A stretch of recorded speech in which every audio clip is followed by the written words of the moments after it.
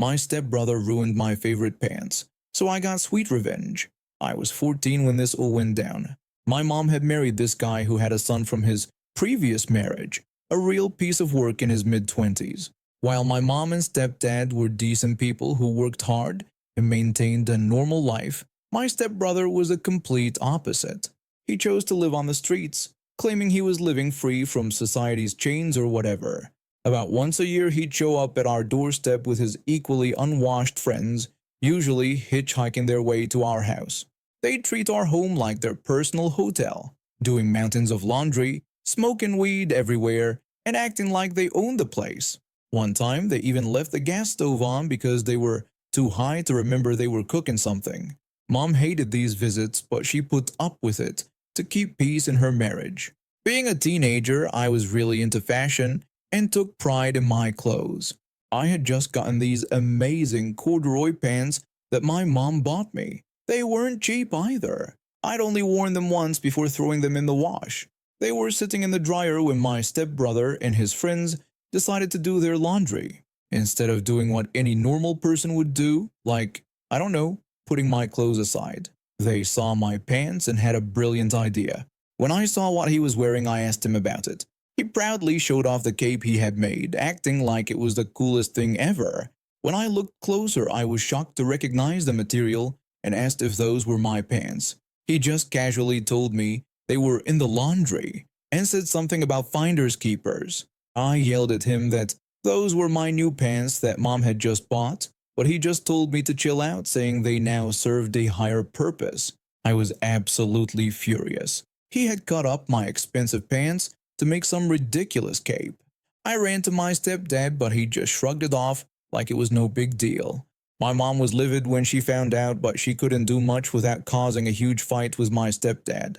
I wanted revenge, but what could I do? This guy literally owned nothing. He was proud of his minimalist lifestyle. But then I remembered overhearing my mom and stepdad arguing about something interesting.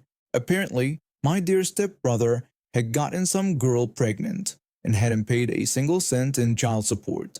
The kid was around 2 years old and he'd never even seen them. The next day, while my parents were at work and my stepbrother was lounging around the house, getting high and listening to music, I made my move. I called the police, having learned about child support warrants from my own deadbeat birth father's history. When the dispatcher answered, I explained that I wanted to report someone who might have a warrant for unpaid child support. After giving them his details, they confirmed there was indeed a warrant out for his arrest. 20 minutes later, I heard those beautiful police sirens. When the police knocked on the door, they announced themselves, and I practically skipped to answer it. I eagerly showed them where my stepbrother was, and they arrested him. He kept complaining about how this was totally uncool and rambling about his spiritual journey. An hour later, my mom called. My stepbrother had used his one phone call to contact his dad. She asked if I had called the police on my stepbrother. I proudly told her I did because he destroyed my pants. She whispered that I had done a good job, then quickly switched to loudly scolding me, saying we'd talk about this serious matter when she got home. My stepdad couldn't scrape together enough money for bail, so my stepbrother had to spend the night in jail. By the time he got out, he was so embarrassed that he took whatever cash my stepdad gave him and disappeared. My mom divorced my stepdad a few years later. Turns out the annual hippie invasion wasn't the only problem in their marriage. She's now married to a wonderful man who doesn't have any weird kids who make capes out of other people's clothes. I found out later that my stepbrother had done more than just ruin my pants. While I was at summer camp, he had stayed in my room without permission, torn down my posters, and somehow managed to set my comforter on fire. He'd also once freed my dog because he thought pets shouldn't be confined by human ownership. Luckily, we found her a few blocks away. It's been 20 years, and I still smile when I think about watching that police car drive away with him in the back seat. I hope his kid is doing okay, though. Some people just aren't cut out to be brothers, let alone parents. I'm a pretty small kid for my age, 13 but looking more like 11. My parents always say I'll hit my growth spurt eventually, but for now I'm stuck looking like a middle schooler. Living in the countryside has its perks though. It's peaceful, quiet, and everybody knows everybody. Well, almost everybody. That day I was heading to my friend's house. It's quite a trek, about 1 hour and 30 minutes on foot, which is why I had my backpack with me. I'd packed some snacks, my portable gaming console, and a few other things to keep us entertained. My parents were fine with me walking there since it's a safe area and I'd made the journey dozens of times before. I was about halfway there walking along the dusty country road when this pristine white Mercedes drove past me. Now, this isn't the kind of place where you see fancy cars often. The most exciting vehicle you might spot is Farmer Johnson's new tractor, so seeing a Mercedes was definitely something unusual. The car suddenly stopped a short distance ahead of me, and this woman got out. She was wearing what looked like an expensive business suit and had that "I want to speak to your manager" haircut that you see in all those memes. She demanded to know what I was doing out there. I simply told her I was walking to my friend's house. She pressed me about where exactly my friend lived, but I told her I didn't have to tell her that information. That was apparently the wrong thing to say because her face turned red almost instantly. She then questioned me about my backpack. I explained it was because my friend's house was 1 hour and 30 minutes away. She accused me of probably planning to steal something or mug someone. I denied this and told her to go away. Again, wrong response. Her face got even redder. She threatened to call the police on me. I told her to go ahead, saying the police weren't going to do anything. This really set her off, and she called me a little idiot for talking to her that way. She stormed back to her Mercedes and drove off. Just another weird encounter to tell my friend about when I got to his house. About 10 minutes later, I saw the white Mercedes again, this time parked next to a police car. I felt like I was in one of those video games where you're approaching the final boss battle. The meme, "Ah shoot, here we go again," was playing on repeat in my head as I walked toward them. The police officer called me over, and I respectfully approached. Immediately, the woman started screaming that I had attacked her and demanded the officer arrest me. When the officer asked if I had attacked her, I tried to explain what really happened, but she cut me off, accusing me of robbing someone. The police officer noticed my backpack and asked to check it. I handed it over without hesitation. When he asked about weapons, I tried to explain, but she interrupted again, yelling about guns. I managed to explain that I only had a knife for self-defense in case someone tried to mug me. The officer asked me to place the knife on the ground. When I took out my tiny red Swiss Army knife and placed it down, the officer actually chuckled. He told me he'd expected a big jackknife or something similar and said I could keep it. He returned my bag and then turned to question the woman about why she'd lied about the robbery. She insisted that I was going to rob someone. I defended myself, saying my friend could vouch for me.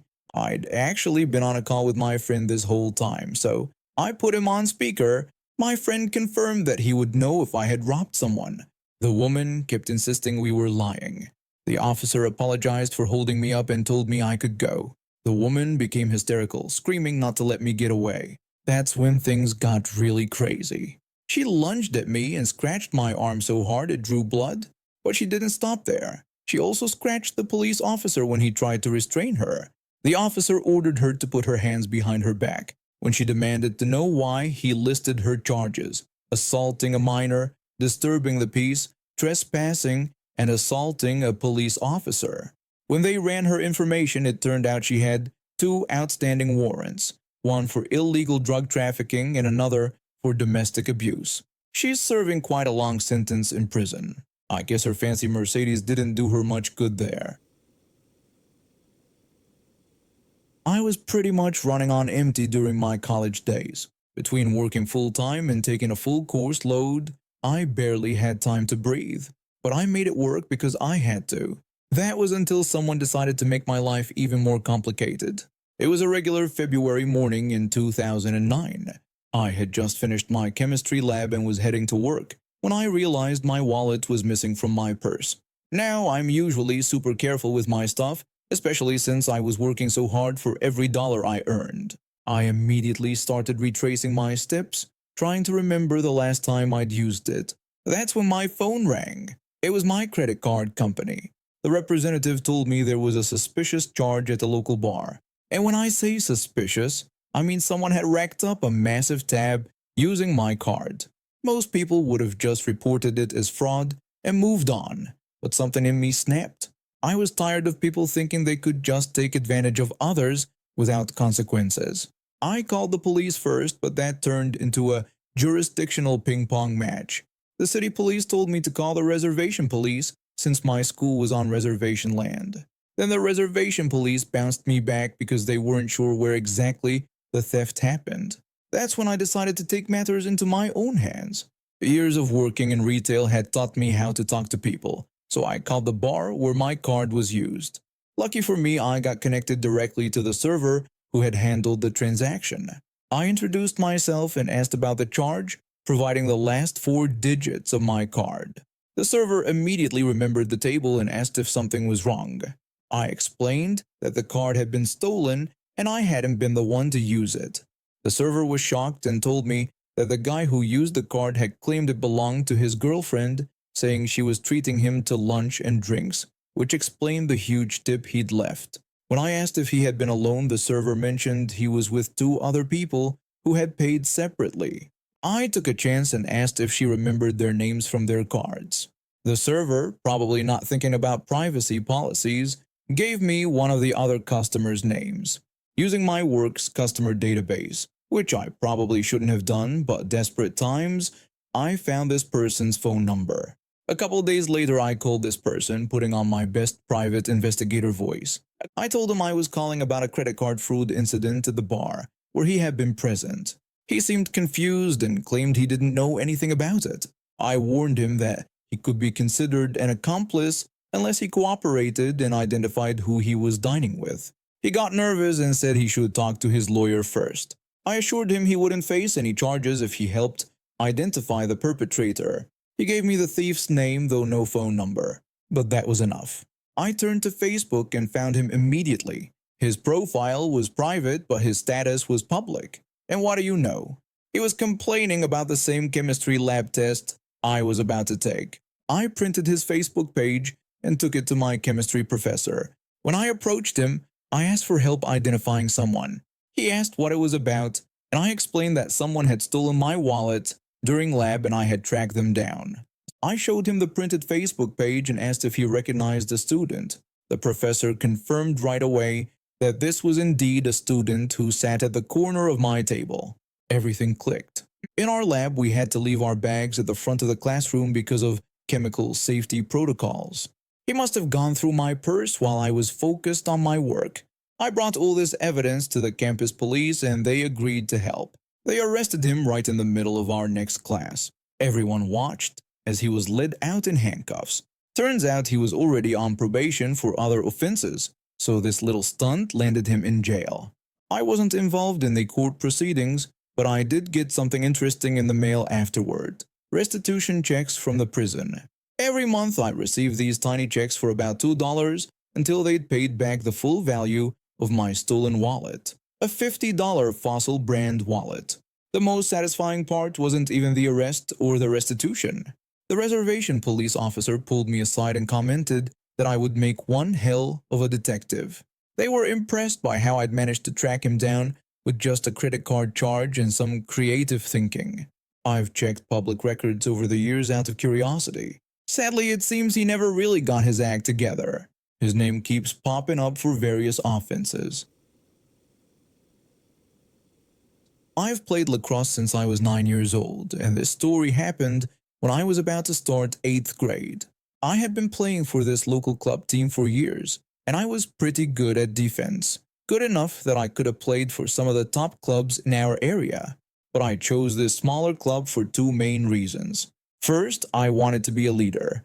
Instead of being just another player on a top team, I wanted to be team captain and take on the responsibility of defending against the best players from other teams. Second, the club's owners were actually the coaches at the high school I'd be attending the next year. I figured if I impressed them at the club level, I'd have a better shot at making varsity when I got there. The club only had games in summer and fall, with some practice sessions in winter. I never played summer seasons because I went to a sports camp instead, but I was always the top defender during fall season. My coach kept trying to get me to play summer too, but I always said no. Remember this, it becomes really important later. So tryouts came around right before 8th grade started. I wasn't worried at all. This was basically just another practice for me. I've been team captain for 2 years already, and the coaches even asked my opinion about which new kids were the toughest to defend against. I crushed the tryout and went home feeling great. A week later, everyone was supposed to get emails about who made the team. I kept bugging my parents about it, but no email came. Finally, 4 days after they were supposed to send them, I got mine. The email from the owner, who was also the high school's head coach, was brief and cold. It simply stated that I hadn't made the roster for the season and wished me better luck next year. I was devastated. How could they cut their captain of 2 years? I immediately called the other owner, let's call him the coach, who had been like a mentor to me. He was the defensive coordinator who'd been training me to be his star defender in high school. What he told my parents and me made my blood boil. He explained that the owner had just been fired as the high school's head coach, and the coach would be taking his place. Because the owner was having money problems, he had only put kids on the team who would pay for both fall and summer seasons. The coach apologized and offered to try to get me back on the team. I turned down his offer. I wanted nothing to do with the owner anymore. A year later, the coach had started his own club team and he made me the first captain in the team's history. This was the summer before my freshman year, and our first tournament was coming up. Guess who our first game was against? The owner's team. I was beyond fired up. I played the best game of my life, stripped the ball 12 times, batted down 8 passes, got 2 assists, and even scored a goal after running the entire field. We destroyed them 17-7. After getting the game ball, I walked straight over to their tent where the owner was talking to his team. I interrupted their meeting and shook his hand, congratulating them on a good game. The owner acted like nothing had ever happened, even asking me if I had anything else I wanted to say to the team. It was perfect. Right there, in front of all the players, parents, and other teams, I told everyone exactly why I'd switched teams, how he'd cut me just because I wouldn't pay for summer season after he lost his high school coaching job. Before I left, I invited all my old teammates to try out for our team next season. Later, I found out from the guys who switched to our team that the owner completely lost it after that. He started showing up to practices drunk, stopped paying bills for the field lights, and worked the remaining kids way too hard trying to get them ready to beat us next time. His club shut down within 6 months, all the coaches quit, the good players left, and they ran out of money. I'm still captain of the coaches team, and now I'm starting on the high school team the owner got fired from. He eventually lost his house, got his 3rd DUI, and is serving 18 months in prison.